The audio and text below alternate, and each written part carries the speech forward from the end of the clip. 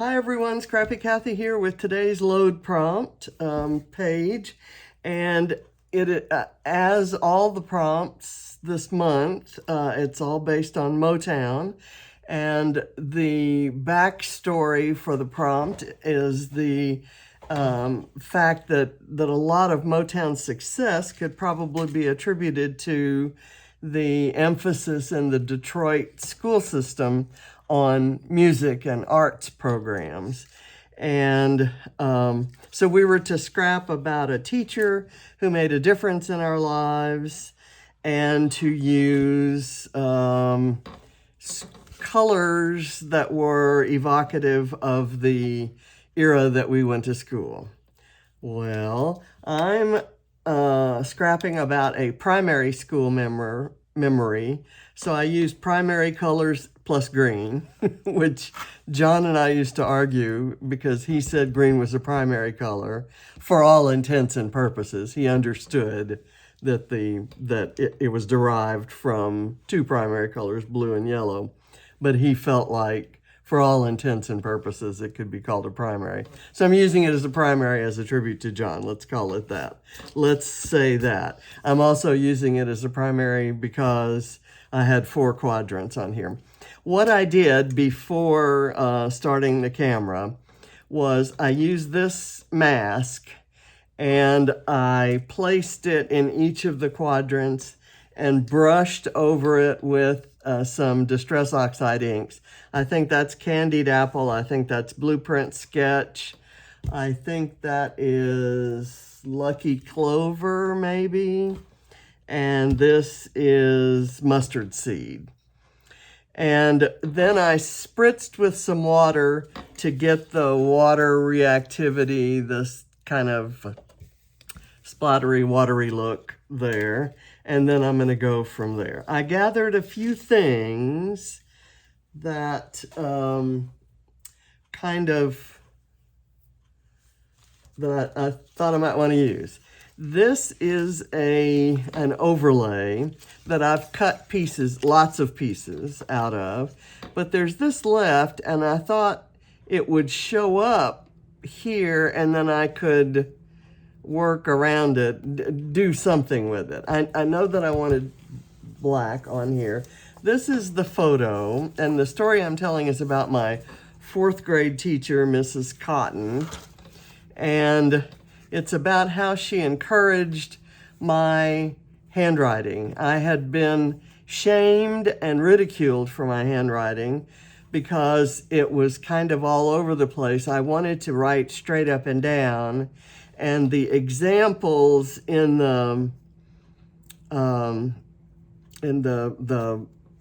little books that were kind of like this, what do you call those books? Just the cursive example books that we got. It was perfectly slanted and the letters were kind of squeezed in. I preferred writing mine straight up and with the letters being kind of fat at the time. And I had gotten that from some handwriting that I admired from a classmate of mine named Barbara, who before my handwriting was kind of all over the place, hers was consistently straight up and down. So I began kind of copying that, and lo and behold, instead of hitting my hands with a ruler while I was writing, which my 3rd grade teacher had done, Miss Cotten, who was my 4th grade teacher, encouraged it and told me it was beautiful and legible, which was the important thing to her. And I never again was embarrassed about my handwriting, and I never again got a bad grade in handwriting. In those days, you got a grade for handwriting, and I think I'm just going to staple this on here, and I'm going to staple it up at the top corners,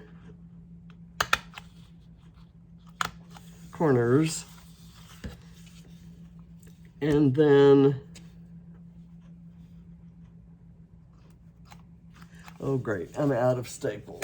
Well, I will have to do that one later. It's okay if it's anchored by just the one. That is fine. And what I thought I might do is layer this under that, kind of like so, where the schoolhouse and the word teacher is there. And I'm going to leave it kind of irregularly and unattractively trimmed because it's kind of jumbled anyway, and it kind of looks like schoolgirl sort of stuff.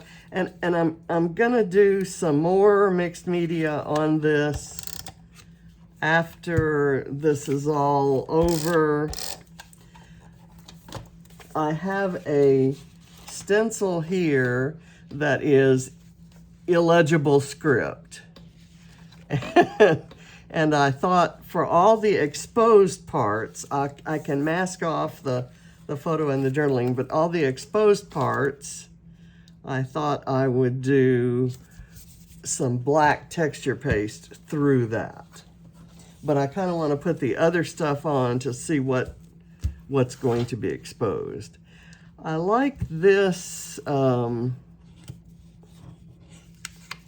little wheel. This was a piece of ephemera from Color Study, I think. Maybe Sweet Rush. And I die cut the starburst out of it. And I thought maybe let's cut it in half. And I can do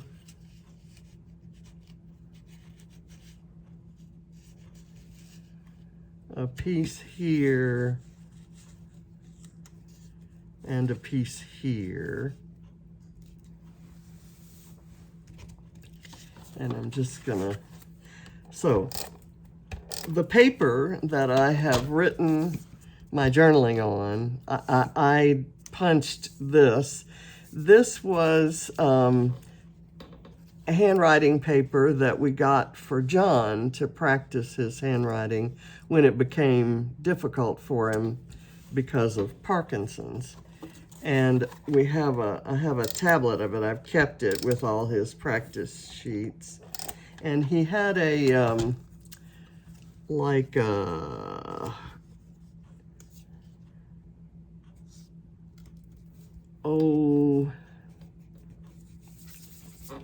a cognitive therapist that he met online, or that he met with online.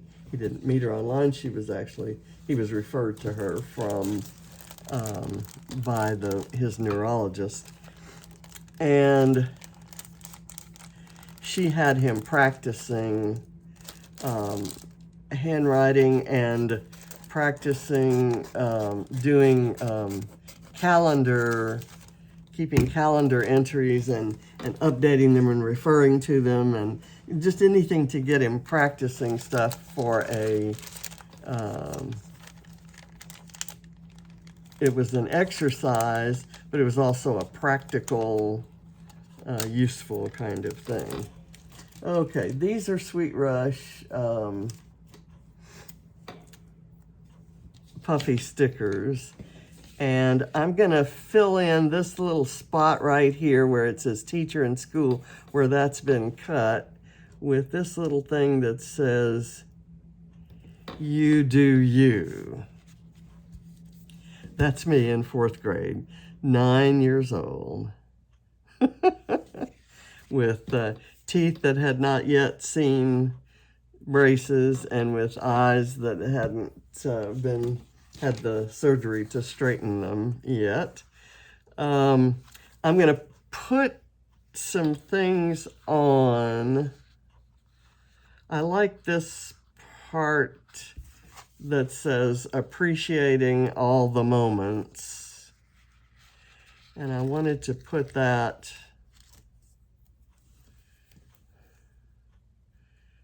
maybe right here.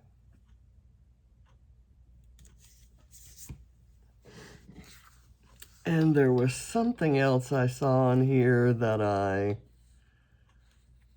well, I like this word sunshine and the word relax and this because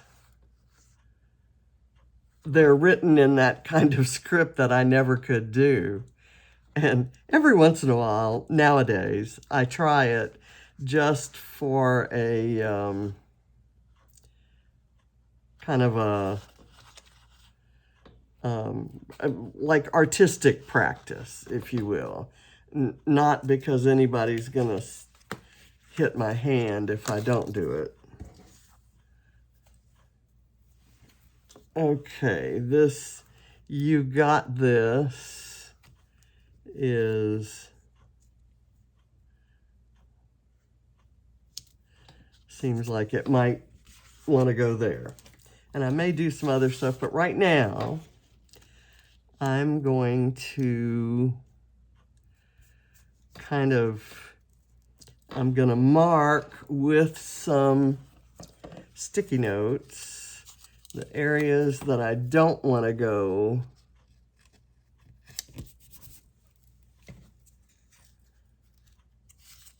I don't necessarily want to overlap the overlay, but it's okay if I get a little on there, but I don't want it on the photo or the embellishments. So I'm going to have to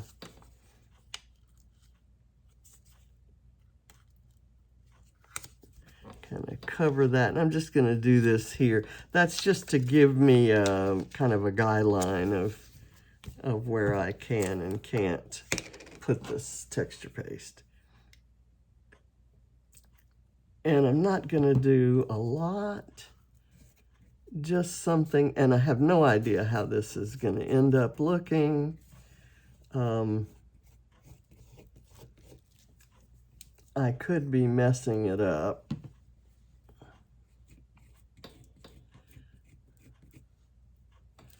But I thought it was too good to pass up that I had a stencil that has handwriting it's script that's not meant to be read. So I'm going to put my fingers there and kind of come down here.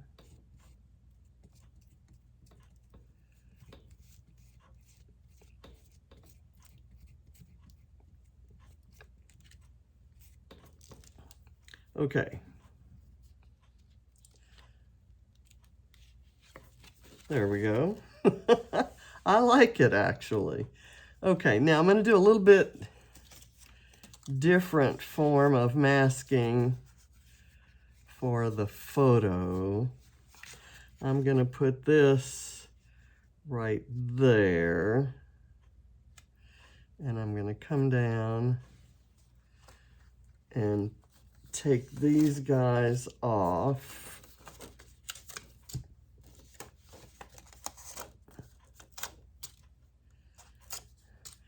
And then I'm going to put one of these under here so it doesn't get on my mat, craft mat.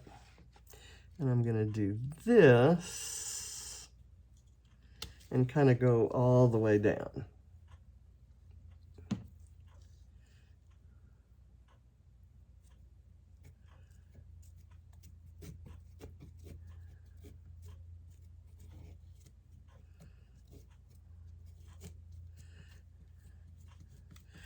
And I think I'm going to let You Do You be my title.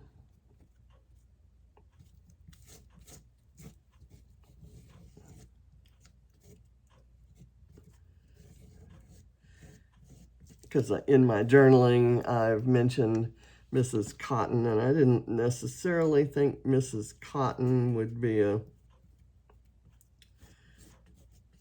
good title. Maybe, but okay.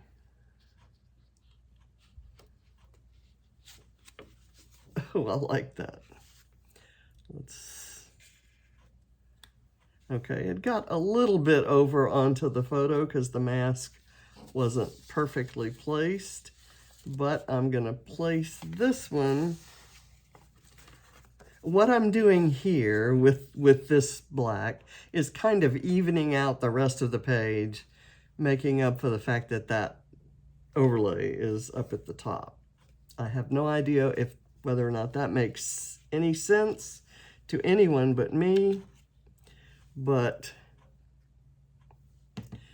it's going in my album, so I suppose if I am okay with it, then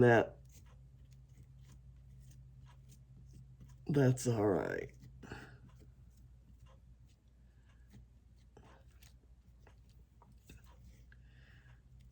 Okay, now we'll see what that did. All right, and I don't have any down here, but so I'm going to put a little bit like right, how can I do that? I'm going to put this, I need something right there. So I'm going to put this back. Can't put that back because I have messed it up. I'm going to get a piece of, that's too big. Let's do this. I'm going to do this after all, except I'm going to do it this way. And I'm just going to do this.